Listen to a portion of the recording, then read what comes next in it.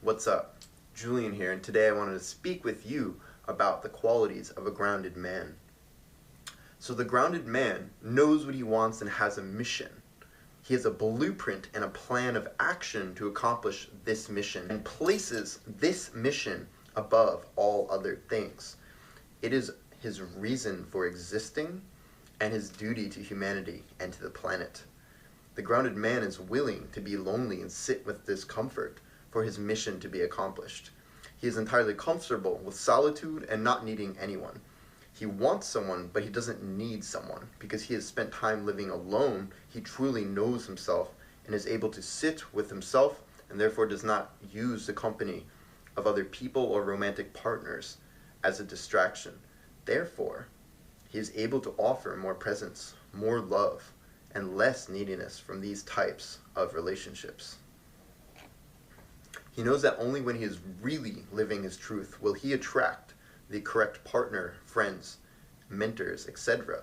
So if he is consistently spending time with people out of a fear of being lonely, he's not living his full potential. He's not on his path or purpose, and therefore, inevitably, he will not attract a worthy partner or people who can be of true value in his life.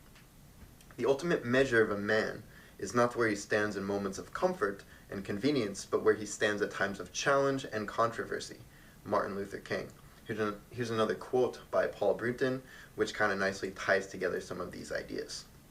Solitude is strength. To depend on the presence of a crowd is weakness. The man who needs a mob to nerve him is much more alone than he imagines. So the grounded man encompasses 4 archetypes.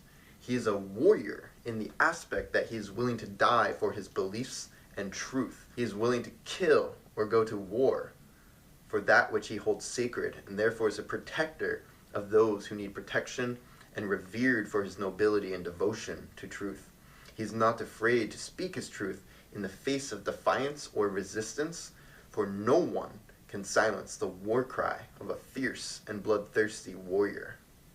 The grounded man is a magician in that he is able to develop and hone a highly specialized craft or skill which he can offer to the world. He is a technological mastermind, an alchemist of healing medicines, a sage of esoteric and transcendent wisdom, a man of unique ability, skill, finesse, an avatar of the piloting of energy and power.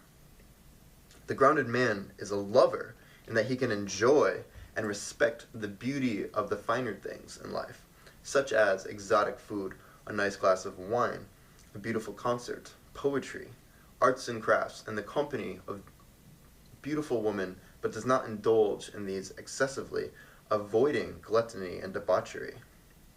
True love entails a respect for moderation and the correct time and place for the enjoyment of the above, as well as those he involves without causing harm.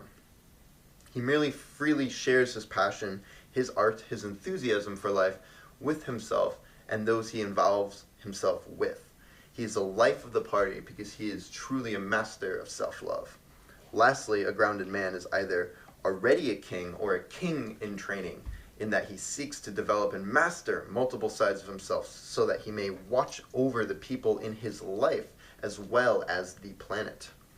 To become a king is a long journey of endless trials and tests, in which only one of true character and strength can accomplish, and is a title which is not granted to young men, but to men who have gone through a certain number of ceremonial initiations, to ensure that he is fit to rule his own kingdom. The archetype of the king represents more of a destination which gives the young man direction and sets the compass of his ship to sail into the winds of glory. The grounded man slaughters fear in its tracks through taking action on what he is fearful about.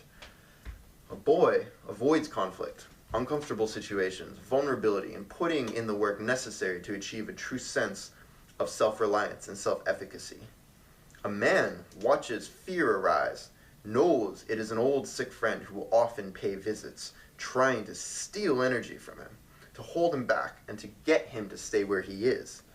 But he has not let this friend influence his daily decision-making. He is aware of its unavoidable presence, but does not resist its resistance or persistence, therefore giving it no power. He has learned to see the true nature of fear and that it is powerless when one makes the conscious decision to rebel against its paralysis through faith-driven action into the unknown, making the leap into the darkness with no knowledge of a safety net prevalent whatsoever. So with that, I leave you with some ideas to think about and chew on. Really like making these videos, super fun. It's cool to share knowledge. If you like these videos, please click the button to the left of my head or the right of my head. Subscribe to this channel. Check out the other services I offer on my website. And once again, thank you for your support, and I'll be with you soon. This is Don Casimiro Mamayacta's grandfather's song, the Rainbow Serpent song. I'll sing in Quechua first and then English. Amarun Angelus Caimandas Kishpiguawa Marianiri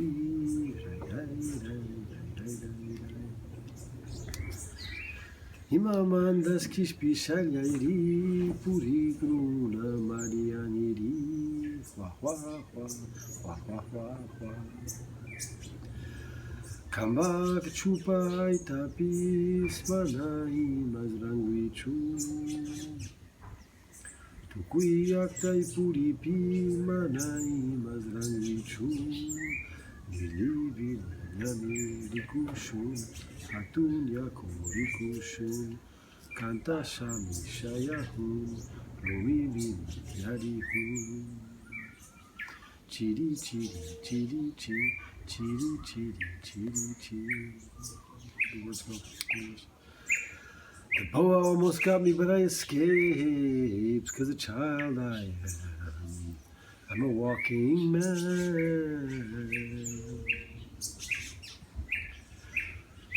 On your boa's tail I step, and there's nothing you can do. There's nothing you can do, because I'm a walking man. Through every town I have walked, and there's nothing you can do. No, no, there is nothing you can do, because I'm a walking man.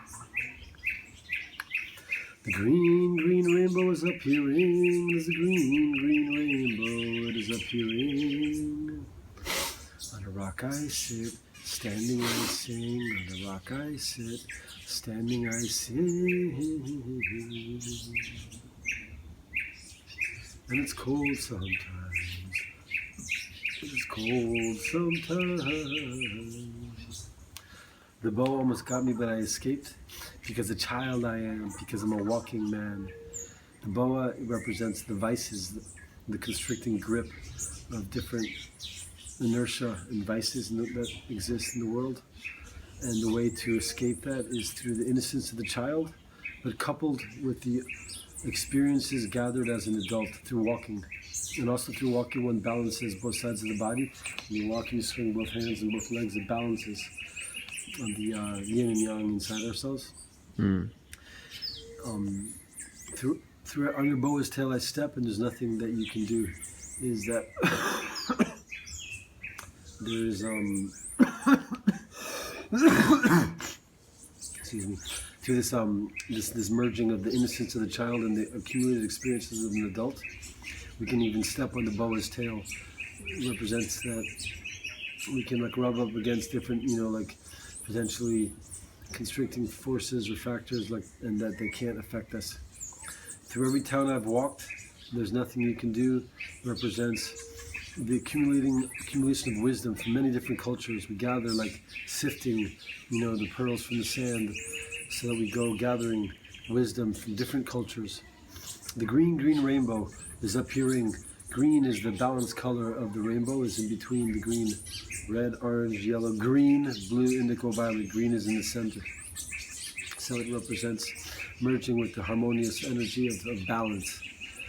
And then on the clear river is appearing, which represents the clear river at the source where the river flows gurgling cleanly. Tap in with that energy of renewal, of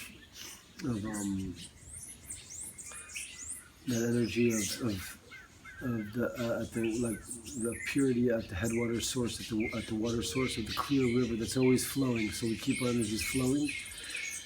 And on the rock I sit is symbolic of consolidating this wisdom within ourselves. Standing I sing is symbolic of taking this wisdom and this way of being and bringing it into the world in service to humanity.